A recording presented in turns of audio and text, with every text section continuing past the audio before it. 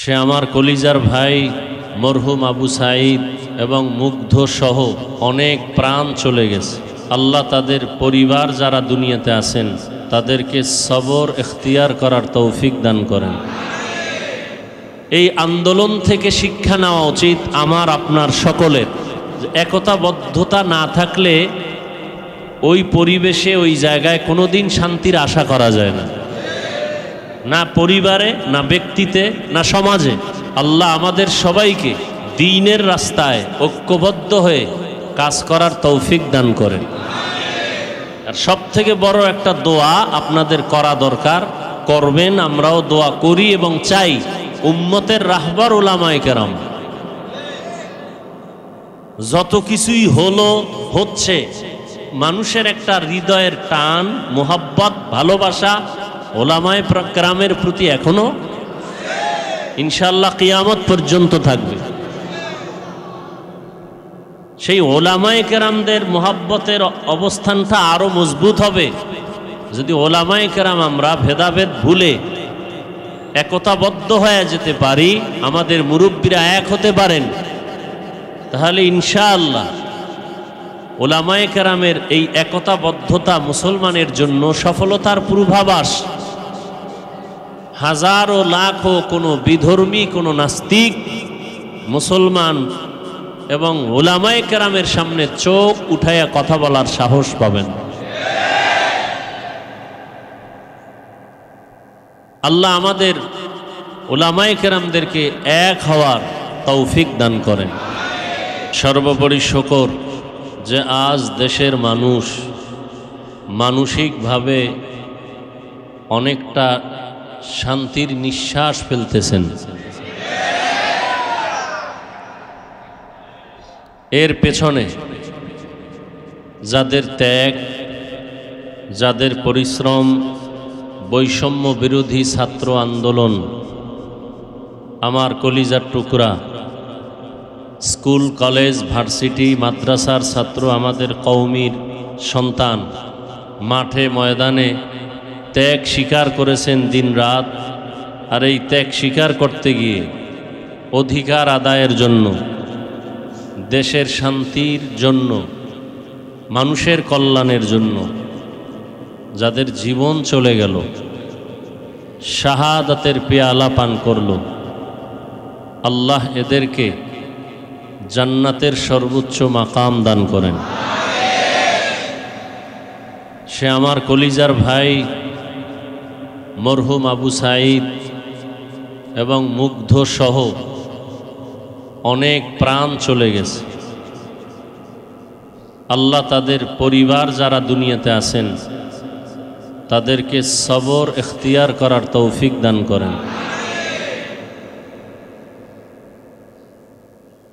যারা অসুস্থ আছেন বিভিন্ন জায়গায়, হসপিটালে, ঘরে, আল্লাহ সবাইকে সুস্থতার নেয়ামত দান করেন। এই আন্দোলনে যার অগ্রণী ভূমিকা মুরব্বী হিসাবে পালন করেছেন, বিশেষ করে আমাদের উলামায়ে কেরামের, মুসলমানের আধ্যাত্মিক রাহবার নায়েবে আমিরুল মুজাহিদিন মুফতি সৈয়দ মোহাম্মদ ফয়জুল করিম দামাত বারাকাতুহুম, তার এই ত্যাগ প্রচেষ্টা আল্লাহ পাকে উম্মাহের পাথেয় হিসাবে কবুল করেন। অল্প কিছুক্ষণের মধ্যেই আমি বহুত অনুরোধ করেছি একটু দোয়ার আয়োজনের জন্য আসবেন। আলহামদুলিল্লাহ, রাতের ঘুম, পরিশ্রম, সব দিকের ক্লান্ত থাকার পরেও রাজি হয়েছেন আসার জন্য। তিনি কিছুক্ষণের মধ্যে এখানে আসবেন। আল্লাহ পাক সুস্থতার সাথে হযরতকে এখানে আসার, কিছু নসিহাত করার এবং আমাদেরকে শ্রবণ করার, বরকত নেওয়ার তৌফিক দান করেন। এই যে আন্দোলন হলো, এখান থেকে আমরা দুইটা শিক্ষা নিতে পারি, উপদেশ নিতে পারি। এক নাম্বার, জুলুম অত্যাচারের পরিণাম ফল ভালো হয় না, সে যেই হোক, সে যেই হোক। আমি যদি আমার সন্তানের উপরে জুলুম করি, তাহলে সন্তানের কাছে আমার পরাজয় বরণ করতে হবে কোনো না কোনো সময়। আমি শিক্ষক হয়ে যদি ছাত্রের উপরে জুলুম করি, তাহলে ছাত্রের কাছে আমার পরাজয় বরণ করতে হবে কোনো না কোনো উপায়।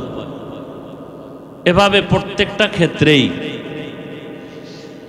আল্লাহ পাক এই জুলুম থেকে আমাকে, আপনাদের সকলকে এবং দেশবাসীকে হেফাজত করেন। আর একটা কি শিক্ষা, কোনো একটা টার্গেটকে সফলতার মানদণ্ডে নিতে হলে ঐক্যবদ্ধ হওয়া ছাড়া কোনো পথ নেই।